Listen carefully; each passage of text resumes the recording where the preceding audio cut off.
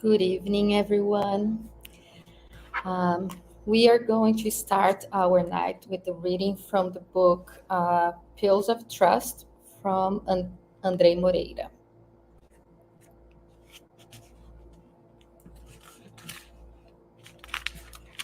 The message is 25. Everything passes. Everything passes. Trust your destiny and understand that no one will be burned with infinite suffering and pains. Difficulties on your path are service stations for moral apprenticeship until the cycle of learning comes to a complete end within the fields of one's heart. Here, in the field of the heart, no here in the field of the heart, one is provided with an awakening of new, joyful, and peaceful realities. In times of drought, it is required and essential to seek courage to nourish ourselves with the sustaining process of life that life offers us, as this will deepen our roots in search of nourishment for our soul. In times of abundance, the nourishment available allows us to plentifully share what is given to us in a productive manner. If today there is drought and contention, surrender with love, and tomorrow there will be an abundant harvest, as the planting beds will be verdant, foretelling the coming of days of joy and abundance. Thus, when we experience either drought or abundance, with attention and, and vigilance, everything passes. So, message 25 from book Pills of Trust. So we're going to do our opening prayer, and then I will introduce our speaker, and then she will go straight for the talk. And at the end, I will also do the closing prayer. So together, let us elevate our thoughts, seeking our Master Jesus, as tonight's topic is about Him, Jesus in our day. Father, help us understand the message, and may we be connected with the good spirits and our friends who are here with us tonight. With that, we ask permission to begin tonight's meeting. So be it. Okay, so that is, are we, okay, that's going. So tonight we have a new person joining us. So thank you for coming. And this is Chris, and I'm Jana. And then we have some friends that are online. Just so you know how we do it, usually we do the in person and online. So the person doing tonight, she is at another state. And then we're just, kind of have her join. I think her talks about 50 minutes or so. So we have Claudia, who is from Cefa, from Miami, and she's currently traveling, so that's why we're doing the YouTube. So let's bring her on.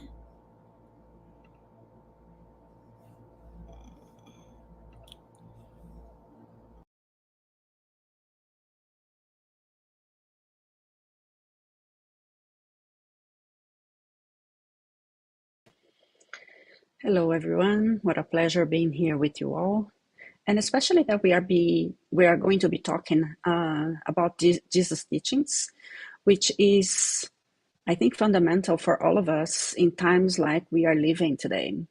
If we go to the Genesis and the last chapter, the time has arrived. We read and we say to ourselves, "Wow, that is the time that we are living." It's so much going on. And this chapter of the Genesis tells us it's not about the nature, the catastrophes of the natural catastrophes, but it is mostly about the catastrophes that we created being living in such a polarization times, right? Not being able to agree with ourselves, such different ideas, and the lack of moral and ethics, really, that what I think impact us the most, right? So for us, that we are wanting that kingdom of God in our hearts, that we want to live in peace and with love and respect towards each other, that we might be struggling and sometimes even cooperating, right, with the struggles that we are living, but we are looking for that. And in order for us to succeed, we do need to be aware of Jesus' teachings, of what his lessons can bring to us and help us to live in peace, although all the struggles and all the difficulties we are surrounded with, right?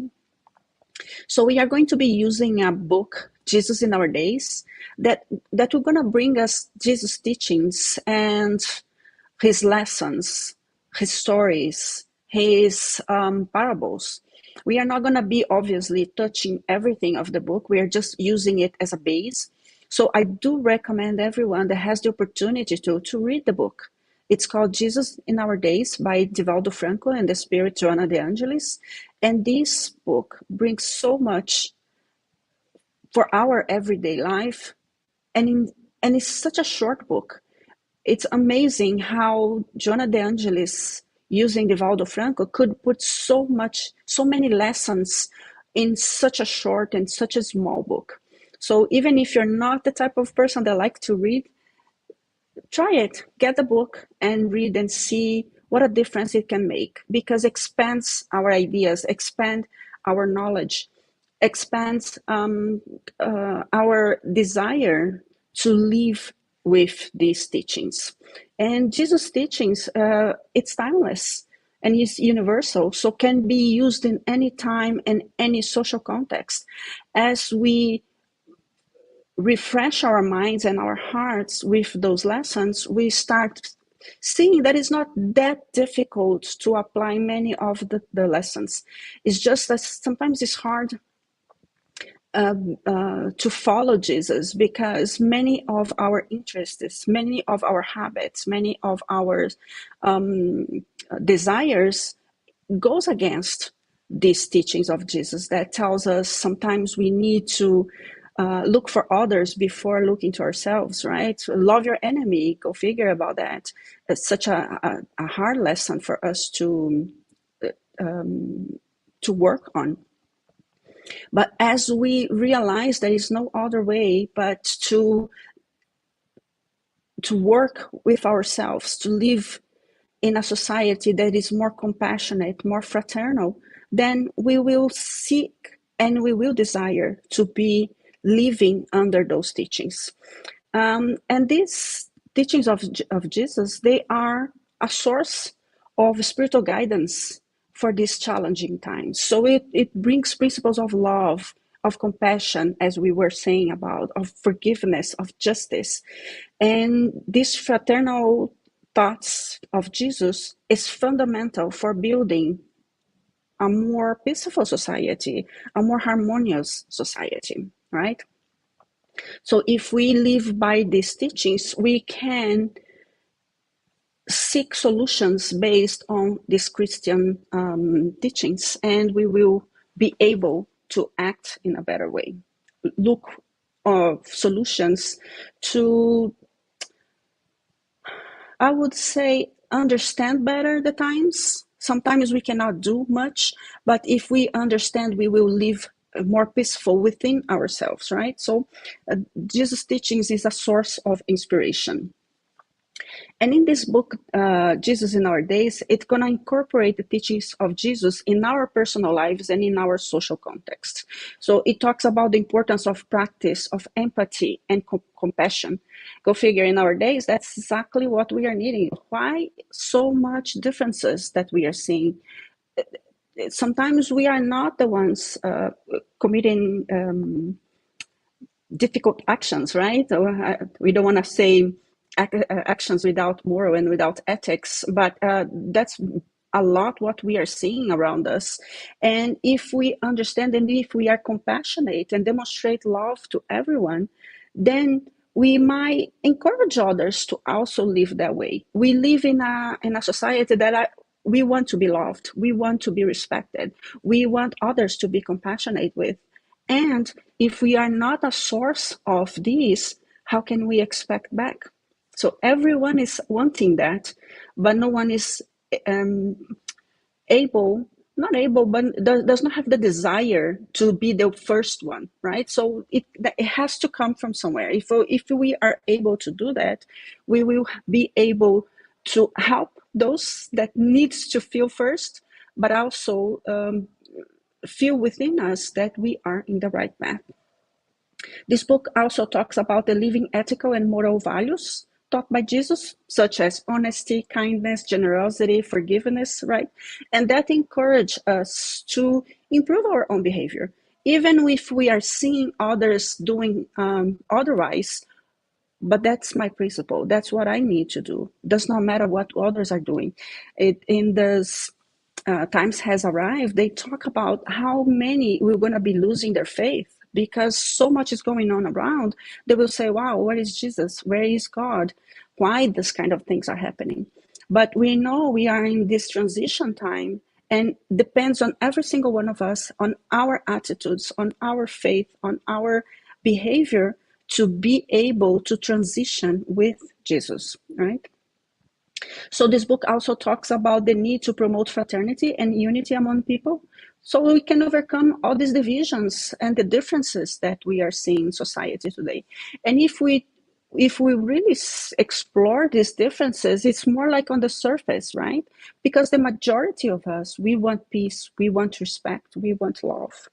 And also going to talk about spiritual development and how the inner reflection, let's go to St. Augustine, right? How important is inner reflection so we understand where we are, what is the goods that we are already doing, and what is that we need to improve, and search for the connection with the divine.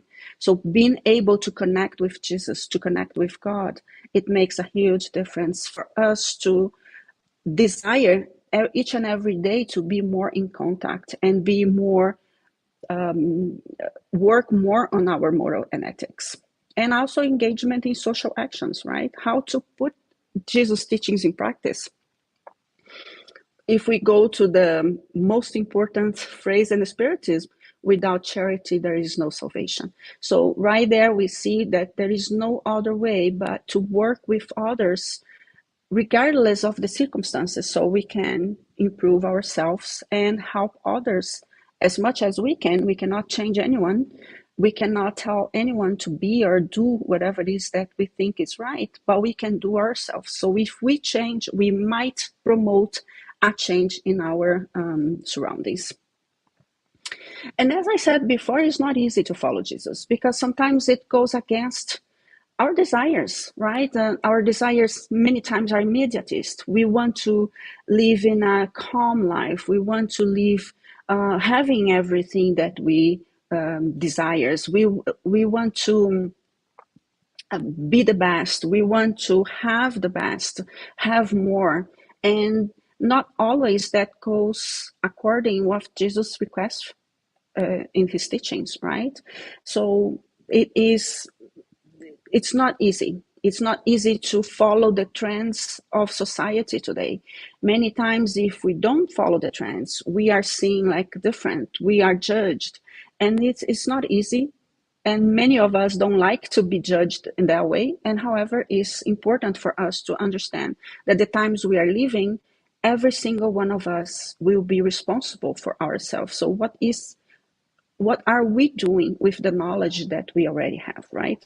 Our concept of happiness are different from Jesus' happiness because our happiness is right now, right? What can we have now? What can we do to be living in a peaceful, tranquil, and having as much as we would like to have, and so we feel happy.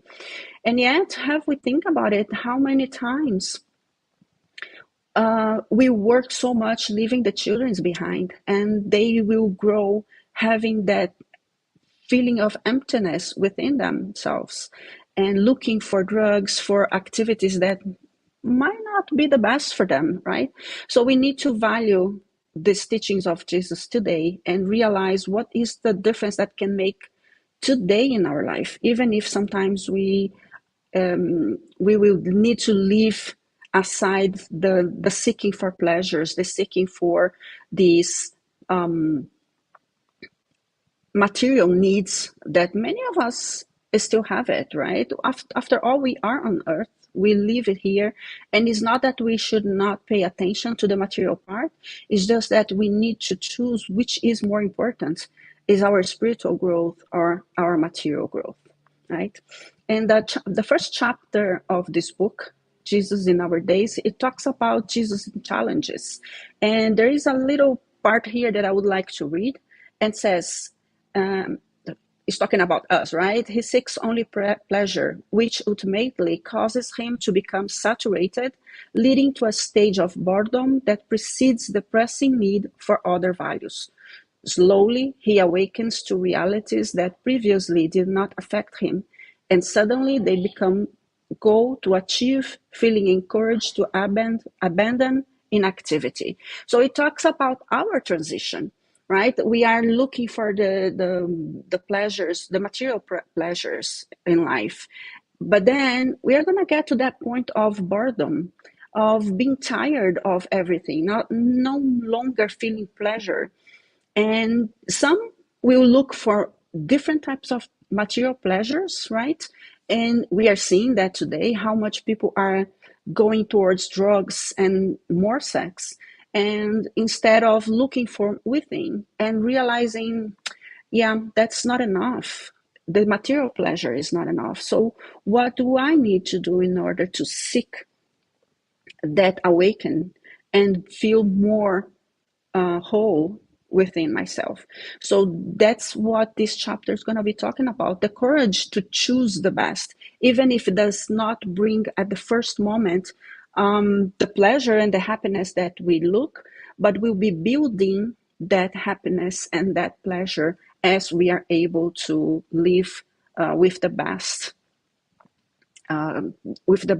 choice that we can make, right? There is a story of Martha and Mary and Martha. I don't know if you all remember about it, right? It's in the Gospel of Luke. And Martha represents the attitude of service and hospitality, concerned with preparing everything to welcome Jesus.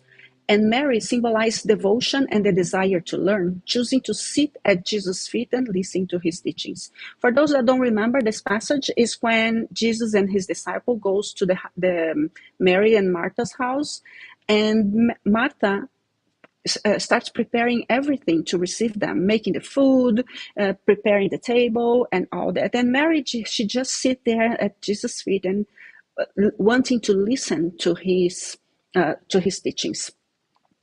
This passage talks about this balance, right? Our daily responsibilities. Jesus does not at all tell us that we should not take care of those daily responsibilities. We have to work. We have to take care of our houses. We have to make money to live in this life. But the most important thing is the spiritual education. So if we are using all our time for material life, what is left for our spiritual life? There is perennial, that is always present. We will end this life here on earth, and we'll continue life after here. So all the material life that we have built in here, we will stop, we'll finish, so we continue with the spiritual life. So that has to have a balance. So what Jesus was trying to say to Martha is that has to be a balance. We need to stop sometimes. We need to stop as much as we can in order to look for these spiritual teachings that we're going to be within us, and we will transfer that teachings throughout our reincarnations, right? And see how important is this concept of reincarnation. We are going to be talking about some passages and some teachings of Jesus, and without the knowledge of reincarnation, these teachings kind of gets too superficial, right? Sometimes even hard to understand. But if we do believe in life after death, if we do believe in multiple lives as we go growing each life that we have, then those topics, those teachings makes much more sense, right? Going back to the book Jesus in Our Days, the chapter 12, there is a topic in Jesus and responsibilities, and that talks about our our responsibilities, and to awake for those responsibilities in life, right? Which discerns what is needed and what is desired only, right? And the role of these responsibilities in our life. So what is our duty? What is that characterize our own progress, and what is that characterize our community progress? What can we do to improve ourselves and our community too? And there is a little paragraph in there that is very important that says the responsible person knows what to do, when to do it, and how to accomplish. And for that, we need to be more mature, and we need to understand better our mission here on earth. When we talk about mission, it sounds like spirits like St. Augustine, Mother Teresa, right? But no, every single one of us has a mission. Even if our mission is only to progress ourselves, that's already a lot. Go figure if you're a mother, if you're a father. So our mission is not only to progress yourself, but also to provide tools for those under your care to be able to improve as well. So the responsibilities that we have in life, it can make a huge difference of how we take the opportunities that life gives to us, right? There is another story of the rich young man, and that represents the maturity of knowing what is our responsibilities, what is the most important things that we have to do in life. And this rich young man, it's about that young man that goes to Jesus and asks him what he should do to go to heaven. And he said, I already obey all the commandments. I don't kill. I honor my father and my mother. I don't desire what is from others. And Jesus, looking at him, said, go and sell all your possessions and follow me. And it's interesting because, wow, so I have a lot of money, I have a company, I have this, I have that. I need to sell everything that I have. Is that what I need to do in order to find that kingdom of heaven? And we know that's not that, right? If I remember correctly, Livia, the wife of Publius Lentulus in the book 2,000 years ago, she goes to Jesus asking the same thing. What should I do? Should I leave my family and follow you? And that's the answer she wants to hear. And Jesus is going to tell her, no, go back to your family and take care of them. Right now, that is your responsibility. So for her, going back to the family was hard because she was having such a hard time with her husband. He was very egocentric. He was very proud of himself, of his title as someone from the political events, right? And for her was really hard, although she has a daughter, but she did not have much saying on her daughter's growing education. And she could see her daughter becoming much and much more like her husband. And she could perceive the difficulties of that she was going to be having. She was already having, and that she will going to be even worse in the future. But Jesus tells her, no, go back to your family. That is your responsibility for now. That is your growing opportunity to evolve as a spirit. And so the same is that with the rich young man. He wants the kingdom of heaven, and he thought that following those laws was enough. However, deep inside, he was very proud of his family, of himself, not his family per se, in a sense of father, mother, and brothers, but the position that they hold in their society, the money. He was used to it. He used to do so many things that was provided by that family, provided by the social status that they have. So that's true, he was a good man. However, he was still very much attached to that material life. So Jesus touched, and that point that for him was the hardest. And for him to progress spiritually, if he could leave aside all that fortune, he would be able to grow even more. So he did not really need to sell everything to go follow Jesus, physically speaking, but he needed within his heart, his be able to separate that fortune, that money, that social status, and look forward all those teachings that was given by Jesus. So it is, you see how we can use Jesus' teachings in our days. We need to be mature, and we need to look within what is that I need in order to be really looking for my spiritual progress. And I talked before about one of the hardest teachings of Jesus, which is love your enemy, right? And I think there is two kinds of enemies in here, right? Those that sin against us, and those that sin against the community, against others, like against the laws, right? And I would say that those that sin against us is kind of a more light type of sin that cause us struggles, that make our life, our everyday life, more difficult. And Jesus said in Matthew's, if your brother sins against you, you will correct him, but in particular, alone with you. And sometimes that's difficult. We want to just throw on everyone's face what they are doing wrong. We get upset, we get frustrated, and sometimes we are not able to hold ourselves. And if we give the other person the opportunity to correct themselves, that will be the best approach, right? It's kind of the saving faces that we hear on the Oriental culture.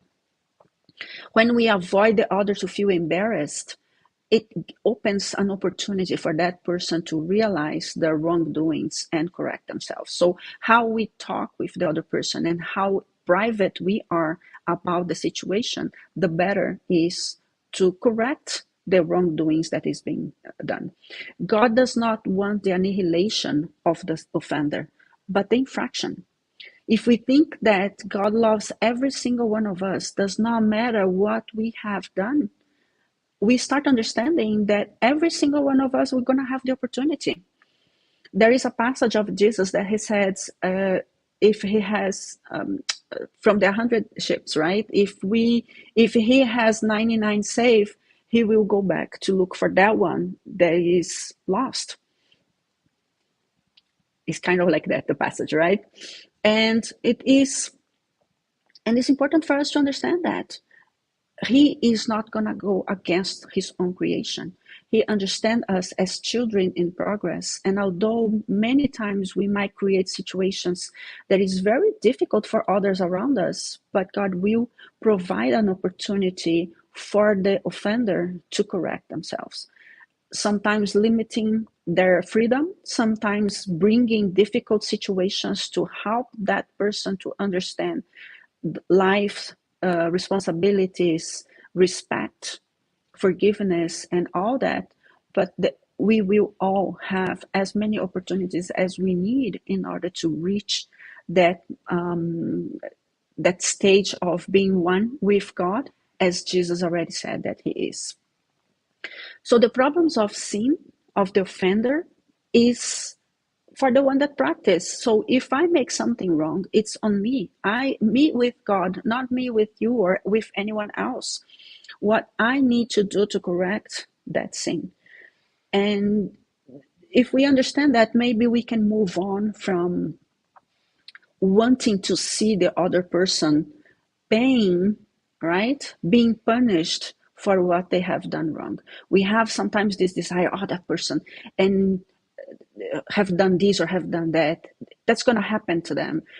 Look for karma, right? We sometimes fool ourselves with the righteous words and accuse the other and want the other to be punished in their mistakes, forgetting that we also many times do things maybe not exactly the same but similar, maybe a bit different, maybe less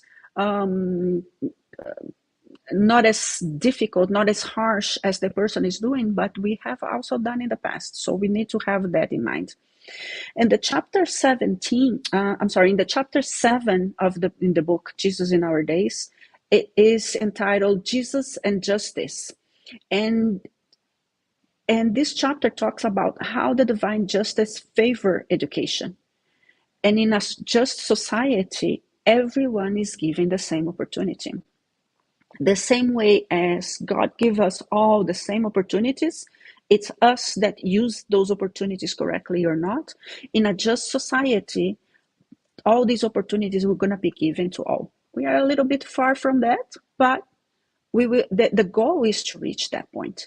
And in order for that to happen, we need to work on ourselves to be able to achieve and be able to be a correct citizen for this type of society, right? So if we are desiring for others to be punished, are we really looking for the same opportunity for everyone?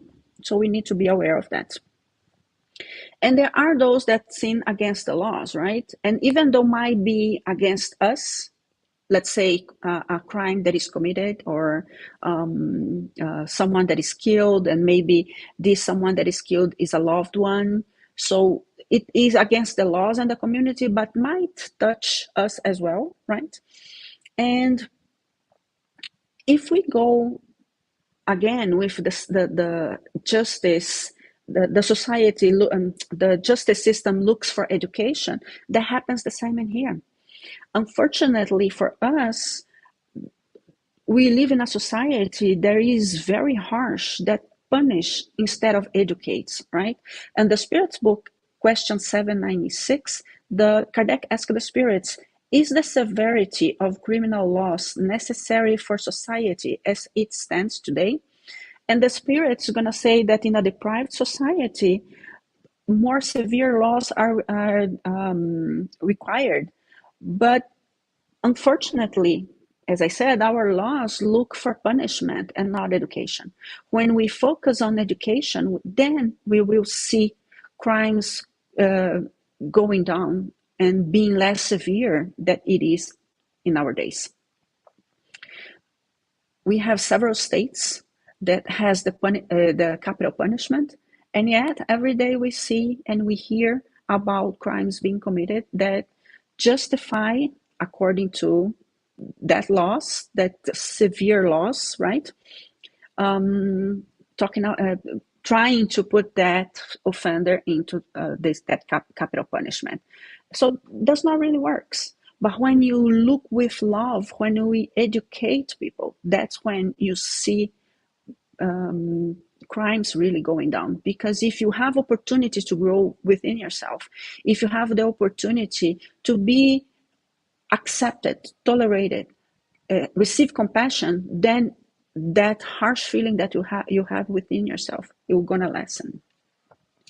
I remember a documentary. I don't remember exactly how it was, but that was several years ago, and the 60 Minutes was a documentary. They did an interview with 3 families, and that kind of shocked me a little bit. So I would like to kind of talk about it very quickly, but it represents a lot how different it makes when you use love and when you use hatred, right? So there was a crime committed by this young man. He killed 3 other young men. I don't remember exactly what happened, but they interviewed each family of those 3 boys that was killed. And the first family, the woman was in such a distress. She talks with so much hatred that you could feel the vibration, even though that interview have already happened some time ago. She had such harsh words towards that young man that killed her son. At that time, I don't even remember about her family because she spoke with such an intonation of voice, with such hatred, that you could only pay attention to her words. She was really in distress. She wanted that man to be judged and to receive the harshest penalty, because how could he have done that to her son? Who was him, right, to do that? The second family they interviewed, the family was also in distress, very sad, very tearful. They were in disbelief how their son is no longer going to be with them. So that was very hard for them. They were tearful. They were talking with anger towards that young man, right? But there was not that hatred from the first family. The third family they interviewed, the mother especially, she was such a kind person. She talked with sadness. She was tearful. She said that how good her son was and how hard it would be for them to live without that only son that they have. But she also extended her preoccupation to the other two families that also have lost their sons. But she goes even further. She was worried about the mother of the young men that have killed their sons. She said, we all lost today. Us, because we lost our sons. This mother, because she also lost her son.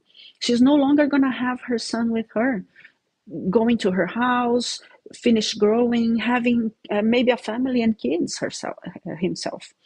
And the young man that killed those three young men, he also lost, because he lost his life. He's going to be behind bars, most likely. They interviewed right in the moment that he was being judged, when he was being brought to court. And she was also penalized for that young man, for the mistake that he had done. That was her words.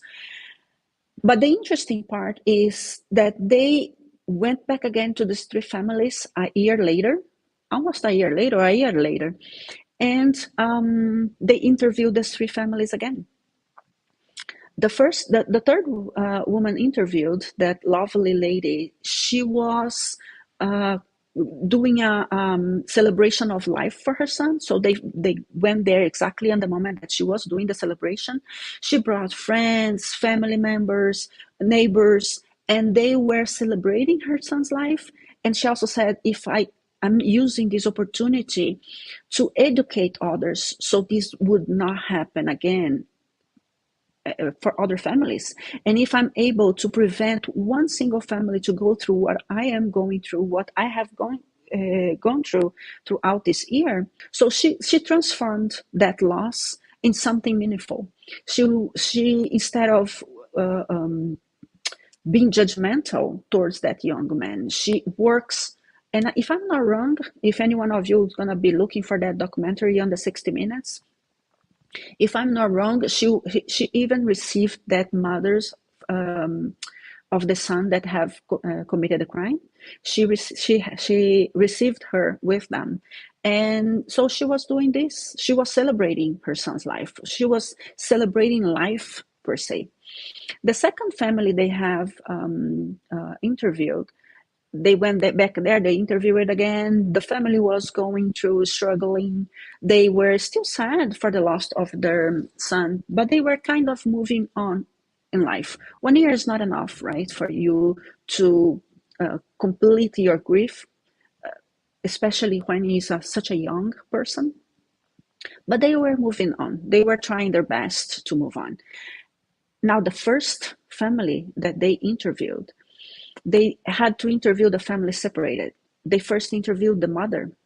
And the mother, although she was different from the first interview, she was no longer in that despair of, being crying and all this feeling, exacerbated feelings being demonstrated in there. But she was resentful. She was still talking with hatred.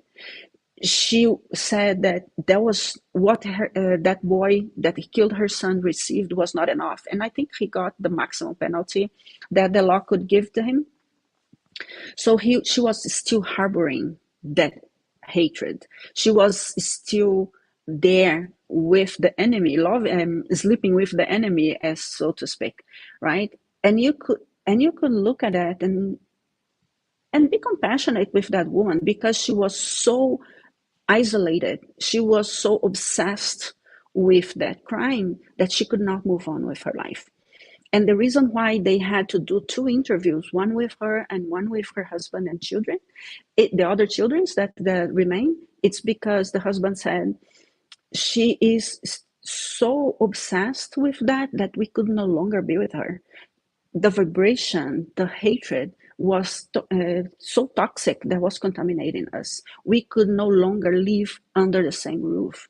That was very shocking. And that's something for us to think about, right? Why love our enemies? Of course, it's not the same type of love that we're going to be giving to a friend, to a family member, to a loved one, to those that we feel good with and that reciprocate our love, right? But when Jesus said, love your enemy, it's not to hate, right? Not to bring the worst on you towards that person. Sometimes it's impossible for in that moment to forgive. It's difficult to be that third woman, right? That talk with such love despite of her loss. And sometimes it's not possible to do that. But if we are able to understand that hatred will not help us at all, then to at least say, dear Lord, I will give in your hands this person that have committed this crime, so you can look how to make that person correct, right, his sins, and I will move on with my life the way I can. Then maybe we can separate a little bit and be able to move on in life, maybe like the second family, not as loving as the third, but being able to stay within our families, our friends, our community, not to separate ourselves like the first one that holds so much hatred that she was obsessed with that, right? So it's something for us to think about it, how much our feelings impact our lives. We cannot point fingers and say, you made me how I am today. No, these three families represent exactly the choices that we make. That's true. People can bring us to a situation that it's of a lot of suffering. However, we can make the choice to be obsessed with hatred, to live with sadness, despair, maybe not forgiveness, but move on, right? Doing our best for ourselves, or be loving and being compassionate and trying the best to move on in life despite of the circumstances. So it's our choice. And going and doing a little apart in here, science is bringing today a lot of researches that shows how our feelings go against ourselves if they are negative, right? So if we harbor hatred, if we harbor resentment, all these impact us, not only in our way of thinking and relating with others, but also healthily speaking, right? Many illnesses comes from an unbalanced emotion. So it's something for us to think about. Look how Jesus' teachings from over 2,000 years ago is still present in our lives and still help us live the best lives we can within today. If we go to other Jesus teachings, there is, for example, the adulterous woman, that one that was going to be stoned to death. If we go back to that story, we will see how much Jesus not only did not judge her, but did not judge her accusers as well. If we remember that passage, Jesus wrote in the sand all the vices that everyone that was accusing the woman, the adulterous woman. But he did not say, oh, you have done this, you have done that. He just wrote down the sins, and everyone looking at realized that there was their sins, and they left, leaving the adulterous woman. And Jesus at the end will ask, woman, have any one of them judged you? And she will say, no, master. And he will say, so go and sin no more. So he did not judge the accusers. He did not accuse the woman, right? It is important that we understand our mistakes, that we understand what we have done wrong, because we are always doing little things or big things, but we all do it. So if we want compassion, if we want to be understood, that's what we need to do as well. So the main challenge here to follow Jesus is to know ourselves, to know what is that we need in order to improve and move forward with life. In chapter 10, there is a chapter that talks about Jesus and courage. So it talks about the courage to make the right choice once again, right? And it's not eliminating the difficulties in our lives. For us and the level that we are, those struggles represents opportunities of progress. It makes us work with our compassion, with our forgiveness, with our capacity to understand ourselves and others. So perseverance is what we're gonna lead us to victory, and not victory against others, victory against ourselves, right? Against our limitations. We need to open ourselves for love, but not the love expecting reciprocity. Not everyone is in the stage of a response that we desire. And having that in mind, we're going to be able to do so much more and be more able to be compassionate towards others that are not capable. So the arguments of unhappiness and dissatisfaction is much more of a escape mechanism, right, of our responsibilities within ourselves and the society that we live.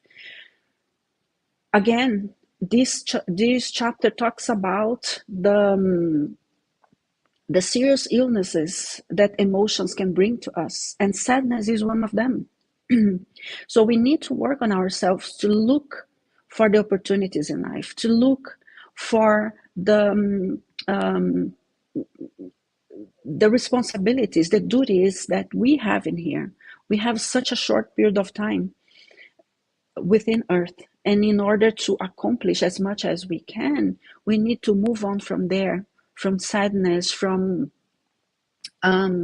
wanting to be free of problems and struggles, but understand our path, understanding what is that we really need in order to achieve our goals. I'm going to talk quickly about another book of Divaldo Franco with Joanna de Angelis, and it's Plenitude. And in the chapter 8, Joanna de Angelis talks about 8 steps from to achieve happiness, or 8 steps for the path of healing ourselves. And I'm not going to talk about all the 8. I will let you all research the book, which also is another excellent book to read, Plenitude. And it talks about the right conduct, right? We already have that fantastic chapter and the Gospel According to Spiritism, which is Be Perfect. And it is this item in this chapter that talks about a good person and a good spiritist. So we already have several steps, right, to be that good person. But these 8 steps for plenitude, for happiness, or for this path to healing, it talks about the right conduct. And it's kind of a way of us to evaluate ourselves, right? And one of them is believing rightly. So it is directing our thoughts in a constructive way, directing our thoughts in a more positive way. So what is that we believe?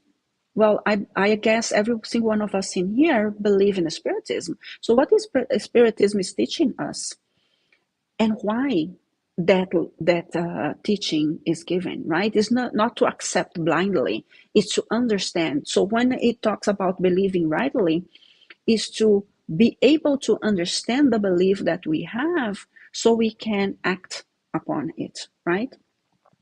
So we can speak rightly, speak about what we believe, act rightly, engage in actions that represent that belief of ours, thinking rightly. Because if we think rightly, we will also be able to act rightly. Think about those beliefs in a rightly way. What is that I really believe, and how can I apply these beliefs in my everyday life, right? So it is a very interesting steps, and I recommend you to read all the 8 and maybe be able to apply in as well to improve the quality of life, right? So to close, because I think that we really see how we just touch some chapters of this book. I do once again recommend the reading because it helps us to see the Jesus teachings from a different perspective and a more maybe in a way that we can see how apply those teachings better, right, in our days, because Jesus brought all those teachings and sometimes it's difficult to understand, even though today we are more able to understand his words, his lessons, his parables, but it's still when someone else brings in a different perspective, it makes more clear and more straightforward, I would say, right? So that is important. So I do recommend once again Jesus in Our Days, the book by Divaldo Franco and the Spirit Joanna de Angelis. And I'm going to finish with another book of Divaldo Franco and Joanna de Angelis that's called Happy Life. They have several messages, right? That is very consoling. And this message is going to kind of summarize in a way everything that we have said here today. Thank God for your existence. Praise God by living a wholesome life. Exalt God's love by fulfilling your duties uprightly. Honor God by being a devoted and faithful servant. Introduce God to humanity by being a model friend, brother or sister in all situations. Glorify God by working for the good of all, your brothers and sisters in humanity. Respect God by obeying the sovereign laws governing life.